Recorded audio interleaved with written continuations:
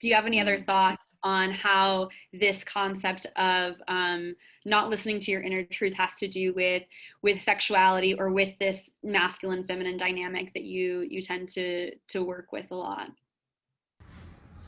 Any thoughts? See, the thing is that it's not just guys who are messed up, even women are messed up. Sorry to say that, but women are messed up. No, it's true. 100%. I will not claim to be, I'm still healing. I'm still figuring out my journey. So, Yeah, so like, because personally, I couldn't give a shit about like consoling people, right? Because again, I'm sorry if you or any of your listeners might find what I say maybe not palatable, because it might not be, the best politically correct thing to say. But like, in my opinion, men should not be, consoled or be lost in consoling. Like, consoling helps in the moment, right?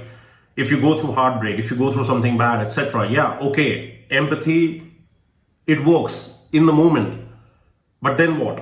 You need to change from within in order to prevent such situations from happening again. And the only way you can do that is to do things differently from the way that you have been doing up until now. And the only way you can do that is by facing the ugly truth about yourself, which you might be either avoiding voluntarily, or maybe you were simply not aware because up until now, that kind of perspective has not been shown to you. And in my work, by now, probably I've touched 400, 500,000 people through some form of contact or another, right?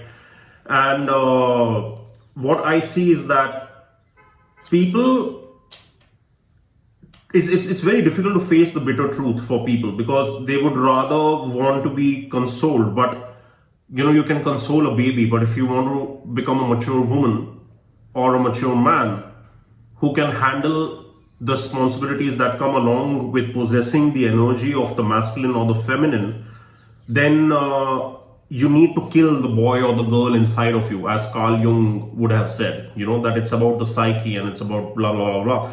So, what I personally would really love when it comes to, let's say you ask me to share a thought on the masculine feminine dynamic, is that I think both men and women are at such a crux of time today that over the next couple of decades, either we will, in my opinion, become a really smart civilization or become an incredibly dumb civilization.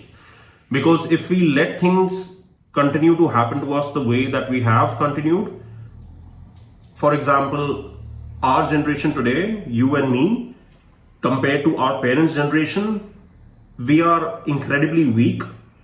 We are not, having the same amount of fortitude or resilience as our parents' generation used to have. And going forward with the kind of advancements that are happening in the world, technologically, scientifically, either we will be wise enough about them or we won't be wise enough about them if people want to remain in their comfort zones. And that shit scares me, because based on that data is when I will decide whether to have a baby or not. I don't want a kid in the fucking world if Californians can't live in California anymore. Yeah, I really appreciate that you addressed that people might be, I think the buzzword is triggered by something that you might say. And my response to that is yes, people are always going to be triggered by what others say. And for anyone listening, it's my belief that when you're being triggered by something to the point that you feel like, oh, I'm going to turn this off, and you get angry, instead of really giving the offered perspective, a moment to sit inside you and really feel it out from truth, then that's a problem, because you're missing an opportunity to grow. Any trigger that you have is really an opportunity to reassess what's happening for you inside and to grow past it. It's an initiation into yourself.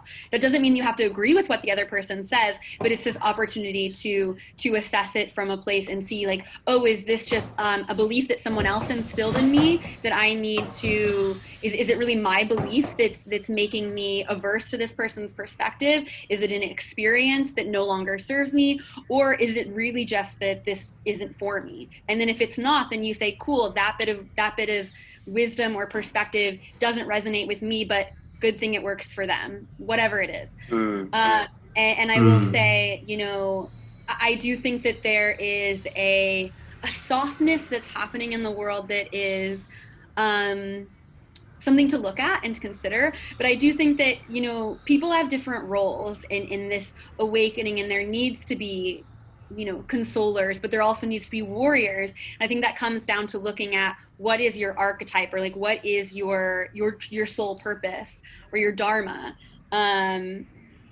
What do you think about that? Yeah, I mean, that is if you try to